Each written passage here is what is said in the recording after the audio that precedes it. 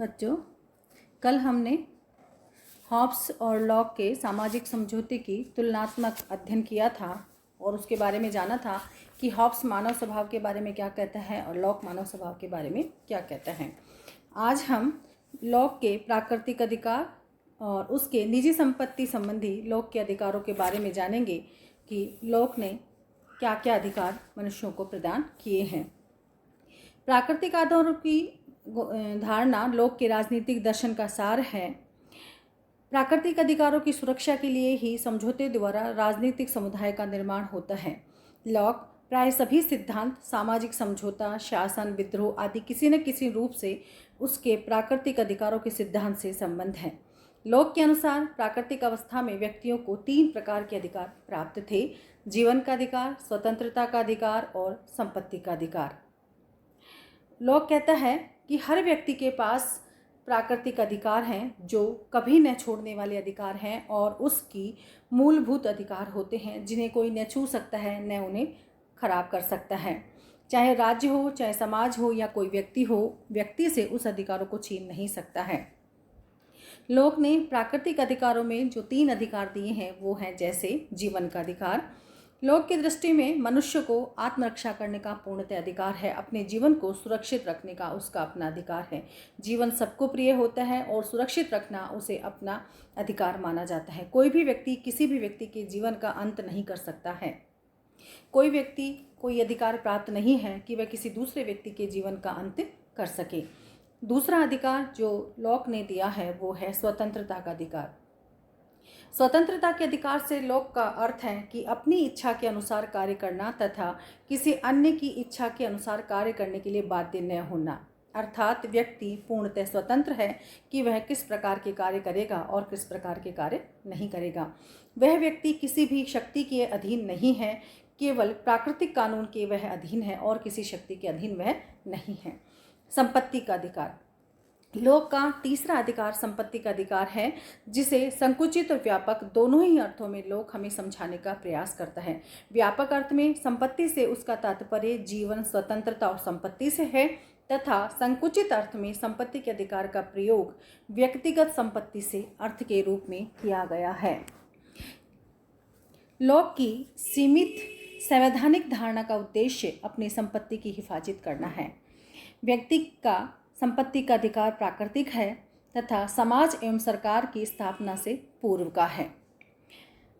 Lock संपत्ति में केवल भूमि और सामान को शामिल करते हैं, व्यक्ति की जिंदगी और स्वतंत्रता को नहीं। लोग निजी संपत्ति के अधिकार का कतिपय कुछ सीमाएं लगाते हैं, जैसे किसी को भी संपत्ति नष्ट करने का अधिकार नहीं है, उसे दूसरों के लिए काफ़ी छोड़ देना चाहिए। निजी संपत्ति वह हो सकती है जिसे संपत्ति के मालिक ने अपना श्रम मिलाकर अर्जित किया हो। यहाँ पर 3 बातें हमें देखने को मिलती हैं। पहली, किसी को भी संपत्ति नष्ट करने का अधिकार नहीं, अर्थात कोई भी किसी की संपत्ति को नष्ट नहीं कर सकता है। यह पहली सीमा है जो मुद्रा के प्रचलन के बाद स्वयं समाप्त हो जाती है, क्योंकि संपत्ति को बेचकर मुद्रा में बदल दिया जाएगा तथा मुद्रा नष्ट होने वाली संपत्ति है। उसने मुद्रा को केवल आदान प्रदान की वस्तु ही नहीं समझा है। अतः लॉक के निजी संपत्ति के पूंजी के रूप को मान्यता देकर पूंजीवादी आर्थिक व्यवस्था में निजी संपत्ति के इस रूप को उभारा है। दूसरा है कि दूसरों के लिए काफ़ी छोड़ देना। ये बात है कि प्राकृतिक भूमि यदि मनुष्य मेहनत से अपनी निजी संपत्ति बना लेते हैं तो उसमें वह दूसरों के लिए कुछ उत्पादन करते हैं। यदि पूंजीपति जैसे 1 लाख रुपए की लागत से बने उद्यम से 5 लाख रुपए का उत्पादन समाज को उपलब्ध कराए तो पूंजीपति को सामान्य हित के लिए हानिकारक नहीं माना जा सकता है।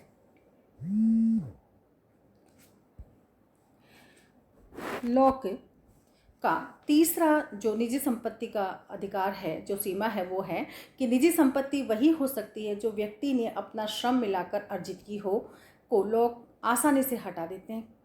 हर व्यक्ति अपने श्रम का मालिक होता है तथा श्रम उसकी संपत्ति है। यदि वह इसे दूसरे व्यक्ति से बेच देता है तो वह श्रम उस व्यक्ति का श्रम बन जाता है जिसने इसे खरीदा है। पूंजीवादी व्यवस्था में जहां मालिक मजदूर होते हैं, इस प्रकार का सिद्धांत मालिक की निजी संपत्ति को न्याय संगत मानता है, किंतु यहाँ लोग यह मानकर चलते हैं कि मनुष्य अपने श्रम को अपने से अलग कर दूसरे को बेच सकता है। इन सारी बातों का सार ये निकलता है कि लोग के निजी संपत्ति के अधिकार का निम्नलिखित कुछ सारांश रूप में हम उसको बता सकते हैं या बात कर सकते हैं। जैसे निजी संपत्ति का अधिकार प्राकृतिक है, जिसे कोई नहीं छीन सकता है। निजी संपत्ति के अधिकार के बिना मनुष्य का जीवन खतरे में पड़ सकता है। निजी संपत्ति खरीदी और बेची जाने वाली चीज़ है। निजी संपत्ति मेहनत तथा योग्यता से प्राप्त हो सकती है।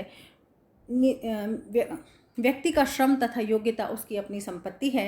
निजी संपत्ति समाज के हित में है, क्योंकि वह उत्पादन का आधार है। निजी संपत्ति के अधिकार के बिना मेहनत करने को प्रोत्साहित नहीं रहेगा। समाज के सामान्य हित में निजी संपत्ति के अधिकार पर कुछ बंधन लगाया जा सकता है। लोक की धारणा है कि प्राकृतिक अवस्था के ये अधिकार राजनीतिक समुदाय की स्थापना के बाद भी व्यक्ति के पास ही बने रहते हैं, क्योंकि व्यक्ति के अधिकार प्राकृतिक अवस्था से ही राज्य में लाए जाते हैं। लोक के विचार को स्पष्ट करते हुए हैकर ने लिखा है कि व्यक्ति के प्राकृतिक अधिकार उसके व्यक्तित्व में अंतर्निहित हैं, उसके जन्म से अपरिवर्तनीय हैं और व्यक्ति के द्वारा उन्हें जीवन पर्यंत अन्य किसी को हस्तांतरित नहीं किया जा सकता है। लॉक प्राकृतिक कानून तथा प्राकृतिक अधिकार का इतान अत्यधिक भक्त है। उसके अनुसार यदि राजनीतिक समुदाय व्यक्ति के इन अधिकारों प्राकृतिक अधिकारों को भंग करता है तो जनता द्वारा उसके विरुद्ध विरोध किया जा सकता है, विद्रोह किया जा सकता है और उनको मानने से मना किया जा सकता है। लोक की ये जो प्राकृतिक अधिकारों की धारणा है, इसके आधार पर लोक ने 1688 में इंग्लैंड में जो क्रांति हुई थी उसको सही माना और उचित ठहराया है। लोक के जो प्राकृतिक अधिकार हैं बहुत अच्छे हैं, मनुष्य को जीने का आधार देते हैं और प्राकृतिक रूप से प्रदान किए गए हैं, लेकिन फिर भी विचारकों के द्वारा इनकी कुछ आलोचनाएं की जाती हैं, कुछ कमियां इनमें निकाली गई हैं। जैसे अपने शारीरिक श्रम द्वारा प्राप्त किया जाता है जिस वस्तु को मनुष्य ने, उस पर उसका अधिकार है। लोक ने जितने विस्तार के साथ संपत्ति के अधिकार पर विचार किया है, उतना स्वतंत्रता, समानता और जीवन के अधिकार के बारे में विचार नहीं किया है। आलोचकों के अनुसार लोक ने निजी संपत्ति का सिद्धांत प्रतिपादित कर पूंजीवाद के प्रवक्ता की भूमिका अदा की है। लोक ने केवल जीवन, स्वतंत्रता, संपत्ति के अधिकारों को स्वीकार किया है। आधुनिक काल में जो शिक्षा, संस्कृति, धर्म संबंधी अधिकार है उनके बारे में वह कुछ भी नहीं कहता है और इस प्रकार लोक के विचार संकुचित हैं। लोक ने सिर्फ स्वतंत्रता पर जोर दिया है, समानता पर नहीं। आधुनिक काल में यह माना जाता है कि समानता के बिना स्वतंत्रता पूर्णतः खोखली है, क्योंकि दोनों ही एक सिक्के के पहलू माने गए हैं। जन्मजात प्राकृतिक अधिकारों की धारणा आज अस्वीकृत हो चुकी है। अधिकार तो जीवन की उन परिस्थितियों को कहते हैं जो कि मनुष्य की प्राकृतिक शक्तियों के विकास के लिए आवश्यक हों, समाज द्वारा उन्हें मान्यता प्रदान की गई हो और राज्य द्वारा उन्हें लागू किया गया हो। इतनी आलोचनाओं के बावजूद भी हम ये कह सकते हैं कि प्राकृतिक अधिकारों की राजनीति धारणा राजनीतिक दर्शन को लोक की एक अति महत्वपूर्ण देन है। लोक ने के प्राकृतिक अधिकार के उद्घोषण अमेरिकी संविधान के 14वें संशोधन में हुई है, जिसमें कहा गया है कि राज्य कानून की उचित प्रक्रिया किए बिना किसी व्यक्ति को जीवन, स्वतंत्रता तथा संपत्ति से वंचित नहीं कर सकता है। इस प्रकार हम कह सकते हैं कि लोक के इन अधिकारों का इंग्लैंड और अमेरिका पर काफ़ी प्रभाव पड़ा है। इन देशों के मध्यम वर्ग ने चर्च तथा सामंतशाहों के विरुद्ध अपनी संपत्ति विषयक अधिकारों और सुरक्षा की खोज की है। इस प्रकार कह सकते हैं कि लोक ऐसा विचारक है जिसने प्राकृतिक अधिकारों, स्वतंत्रताओं और जीवन का अधिकार मनुष्य को देने का प्रयास किया है। उसके राजनीतिक दर्शन ने ये महत्वपूर्ण अति उत्कृष्ट देन समाज को दी है। डेनिग ने ठीक लिखा है कि राजनीतिक दर्शन को लोक का सर्वाधिक विशिष्ट योगदान प्राकृतिक अधिकारों का सिद्धांत है।